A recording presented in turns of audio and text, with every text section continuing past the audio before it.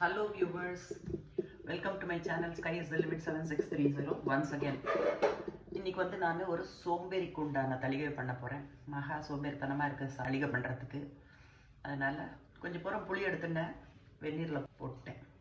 வெந்நீர்லேயும் கரைச்சிக்கலாம், ordinary ஜலத்துலேயும் கரைச்சிக்கலாம். என்னோடது பழைய புளி, அதனால் வேகமாக கரைஞ்சிரும். ஸோ இது கொஞ்சம் ஊறின்னு இருக்கட்டும். சாதம் பண்ணாமல் சாப்பிட முடியாது. அதனால் எனக்கு வேண்டிய திட்டத்துக்கு அரிசி எடுத்துட்டு நீங்களும் உங்களுக்கு வேண்டிய திட்டத்துக்கு அரிசி எடுத்துக்கோங்க.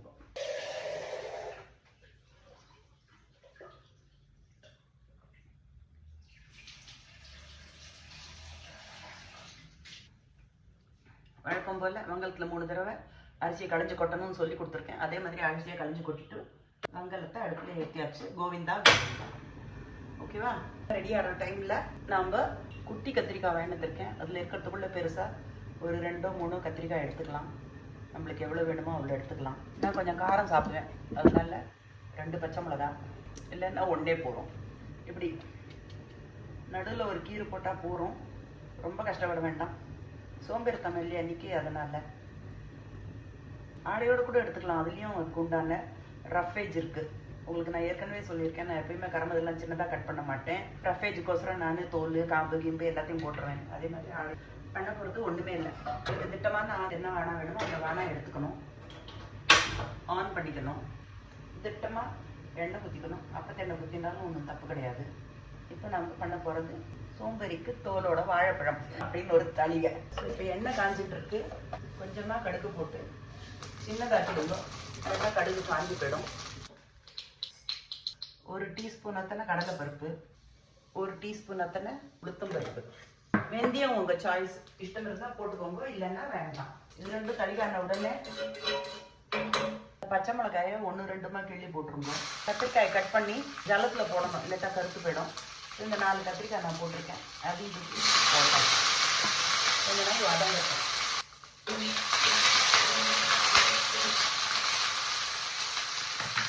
ஸோ பருப்பு உடனே பிங்கிஷாக நம்ம என்ன பண்ணணும், புளியை கரைச்சி ஊற்றிடணும். நான் எப்பயுமே பழைய புளி தான் யூஸ் பண்ணுவேன். அது வேகமாக ஊறிடும். அது உடம்புக்கு நல்லது. கலர் கருப்பாக வந்தாலும் அதில் தான் ஜாஸ்தி எனர்ஜி, கால்சியம், மெக்னீஷியம் எல்லாம் இருக்குது புளியில். செவ்வாய் வெள்ளி பருப்பு போட்டு தளிகை பண்ணால் போகிறோம். எப்பவுமே செவ்வாய் வெள்ளி தான் பண்ணணும்னு அந்த காலத்தில் சொல்லி வச்சுருக்கா. நிச்சயமாக பருப்பு போடணும்னு. மிச்ச நாள்லாம் அவசியம் இல்லை. பெருசாக்கிட்டு அடுப்பை, ஒரு சிட்டிக்கை மஞ்சள் பொடி, ஒரு சிட்டிக்கை பெருங்காயம், 1/2 டீஸ்பூன் போட்டிருக்கேன். உப்பு, புளி, மிளகா போட்டாச்சு, புளி போட்டாச்சு. பாருங்க, திட்டமாக போடணும். உப்பு தளிகாகட்டும் விட்டுறணும். ஏதோ மறந்த வாக்கில் ஒரு பீன்ஸ் வந்துடுது கரிகாயில். அந்த பீன்ஸையும் இப்படி கிள்ளி போட்டுடலாம், ஒன்றும் தப்பே கிடையாது. அதுவும் நல்லா தளிகாச்சுன்னா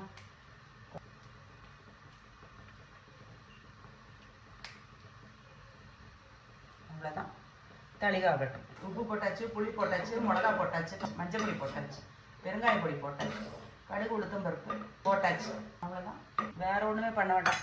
மகா சோம்பேறிக்கு இதுதான் தளிகை. ஸோ இப்போ இந்த புளி ஜலத்தை குத்தினது போக புளி மிச்சம் இருக்குது, அதை நம்ம வேஸ்ட் பண்ண வேண்டாம்.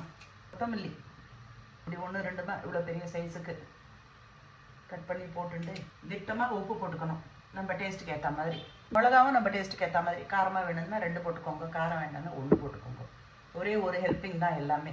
இது கெட்டு போகிற வஸ்து கிடையாது. இன்றைக்கி பண்ணால் நாளைக்கு கூட சாப்பிட்லாம். அவ்வளோதான். உப்பு, மிளகா, புளி இது 3த்தையும் போட்டேன். கொத்தமல்லி 2 கிள்ளி போட்டேன், வாடி போயிட்டு இருக்குன்னு. இதை போட்டு பிளெண்டரில் போட்டு அரைச்சிட வேண்டியது தான். தளிகாட்டுக்கு முன்னாடி ஜலம் போடாமல் போச்சுன்னா ஜலம் ஊற்றிக்கோங்க. ஏன்னா டைரெக்டாக தானே தளிகை பண்ணுறோம். அதனால் சோம்பேறித்தனம் இல்லைன்னா இன்றைக்கி நான் இதில் பருப்பு கூட தளிகை பண்ணி போட்டிருப்பேன். கொஞ்சமாக தான் இருக்குது. இதை தூக்கி சின்ன ஜாரில் போட்டுவிட்டு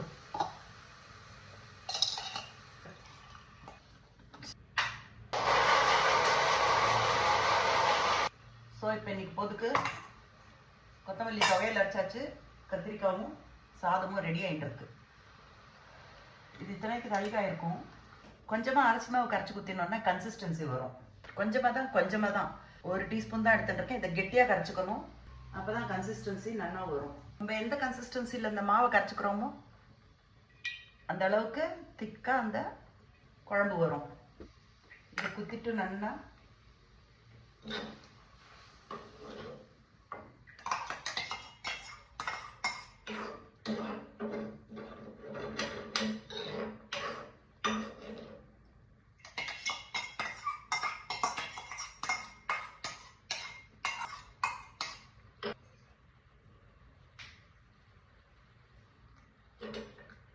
அவ்வளோதான். நான் ஏற்கனவே சொல்லியிருக்கேன், எது பண்ணாலும் நம்ம இரும்பு வானையில் அதை உடனே ட்ரான்ஸ்ஃபர் பண்ணிடணும்னு.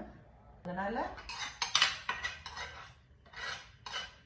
அவ்வளோதான். கத்திரிக்காய் தளி பண்ணுற நாளி தான் தளி பண்ணணும்.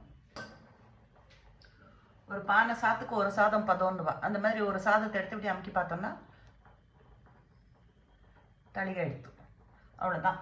இதை எடுத்து வடிகட்டிடணும். இந்த கஞ்சியை நீங்கள் எடுத்து தலைக்கு தடை வேண்டாம், அது வந்து கண்டிஷனர்.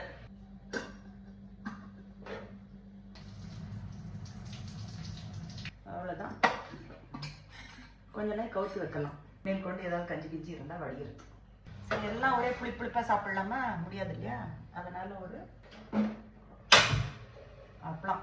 சோம்பேறி இல்லையா இன்னைக்கு, அதனால காய்ச்சின அப்பளம் தான், இல்லாட்டா எண்ணெய் வச்சு பொரிப்பேன். அவ்வளோதான். ரெடி ஆகிடுது தளிகை. 5 நிமிஷம். அரை மணிக்குள்ள 4 ஐட்டம். அந்த அரை மணியும் சாதம் தளிகை இருந்தான்.